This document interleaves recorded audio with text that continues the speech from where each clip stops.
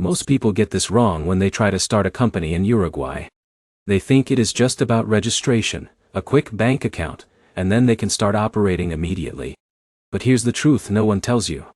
In Uruguay, the structure you choose, the legal wording of your company documents, and even your tax classification can completely change how easy or difficult your business becomes later. And if you skip even one key step, you might end up stuck in slow banking approval, unexpected taxes, or legal delays that could have been avoided from the start. Now here's the interesting part. Uruguay is actually one of the most stable and business-friendly countries in Latin America. It has strong legal protections, a transparent banking system compared to many neighbors, and a reputation for economic stability. That's why entrepreneurs from the US, Europe, and even Asia are increasingly looking at Uruguay as a strategic business base. But most beginners don't know how to set it up correctly. In this guide, you are going to learn exactly how to start a company in Uruguay step by step in 2026. No confusion, no legal overload, just a simple roadmap from idea to fully operating business. And in a minute, I'll also show you the biggest mistake foreigners make when choosing between the main company types in Uruguay, which can affect your taxes and even your ability to open a bank account. Let's begin.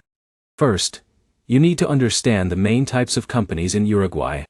This is where most people make their first mistake. They rush into registration without understanding the legal structure that fits their business goals. The two most common company types are the SA, which is similar to a corporation, and the SRL, which is similar to a limited liability company. There are also simpler options for small local businesses, but for most foreign entrepreneurs, the choice comes down to SA or SRL. Now here's the key idea. If you are running a small or medium-sized business, like consulting, e-commerce, or a service company, the SRL structure is usually more flexible and easier to manage. It requires fewer formalities and has simpler governance rules. But if you are planning to scale, bring investors, or operate across multiple markets, then the SA structure may be more appropriate. But here's where it gets interesting. Many foreigners choose the SA structure thinking it looks more professional for international business. But they don't realize that it comes with stricter reporting obligations, more administrative requirements, and higher setup complexity. So choosing based on image instead of function can slow down your entire business setup. Once you understand the structure, the next step is choosing a company name. In Uruguay, the name must be unique and approved during the registration process. You cannot just pick a name and start using it. Let's take an example. Imagine Alex from Canada wants to start a software company called River Tech Solutions, Uruguay. Before anything moves forward, that name must be checked to ensure it is not already registered or too similar to another company. Now here's a practical tip. Always prepare multiple name options before starting the process. Because name rejection is one of the most common early delays, and having backups keeps your process moving. After the name selection, the next step is drafting your company bylaws. This is where the real legal structure of your company is defined. Think of bylaws as the internal rulebook of your company.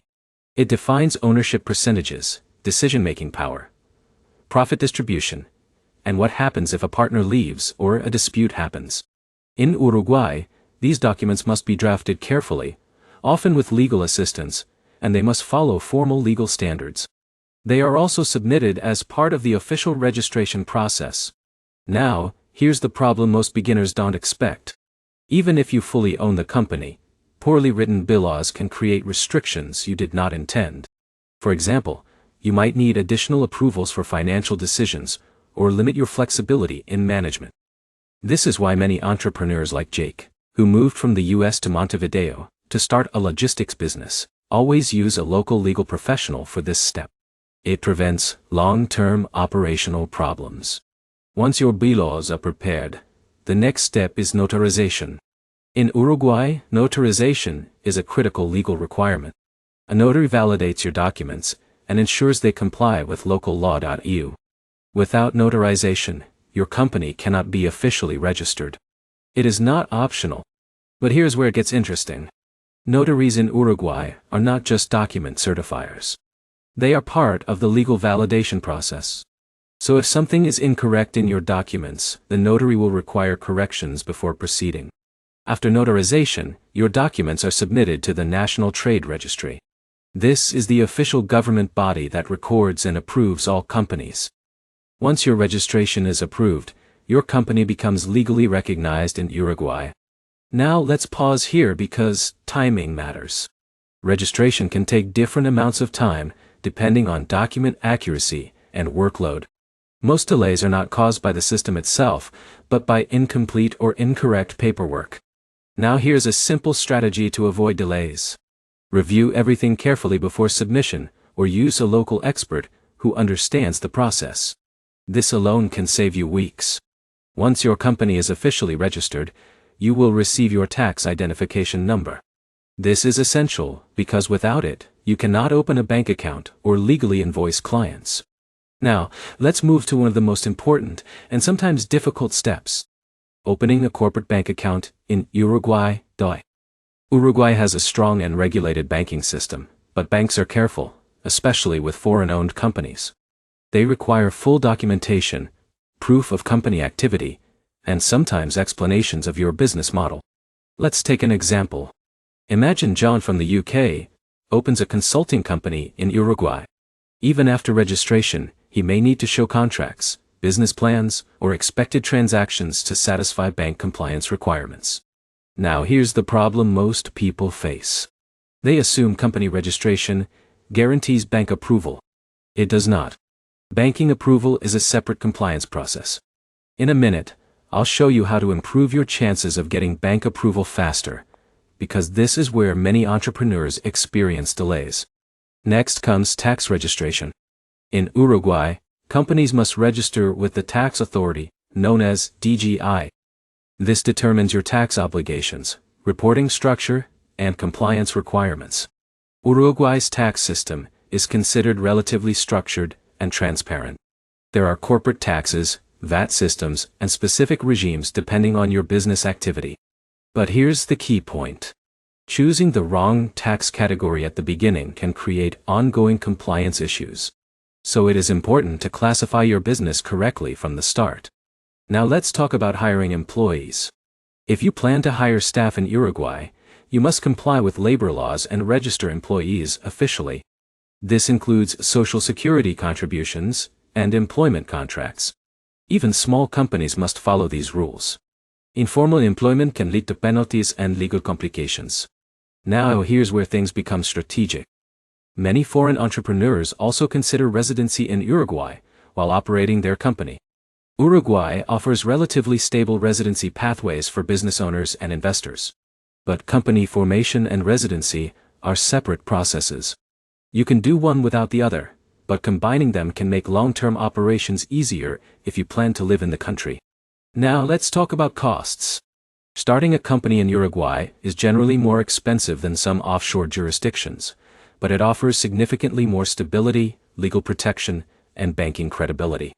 The biggest costs are usually legal services, not government fees. Government fees are relatively moderate, but professional assistance is important for accuracy and speed. Now here's a real-world example. A digital entrepreneur like Alex might invest more upfront in legal setup and banking preparation, but this helps avoid long-term operational issues that could cost more later. At this stage, your company is officially established. But here's the truth most guides don't emphasize. Registration is just the beginning. Real success comes from ongoing compliance, proper accounting, and maintaining a clean legal structure. Now let's summarize everything clearly so you can remember the key steps. First, choose the correct company structure between SRL and SA based on your goals. Second, prepare and verify your company name options. Third, draft accurate legal bylaws with proper structure. Fourth, complete notarization and official registration. Fifth, obtain your tax identification number. Sixth, prepare carefully for bank account approval. Seventh, register for taxes and comply with DGI requirements. If you follow these steps correctly, you can successfully start and operate a company in Uruguay with far fewer delays and complications. And here's the final insight. Uruguay is not just a place to register a company. It is a stable business environment that rewards proper planning and legal compliance. If you set it up correctly from the beginning, it can become a strong base for regional or international operations. Now, if you found this guide helpful, make sure to like the video, leave a comment with your questions, and subscribe for more step-by-step business setup guides like this. Because understanding these systems early gives you a serious advantage when building a global business.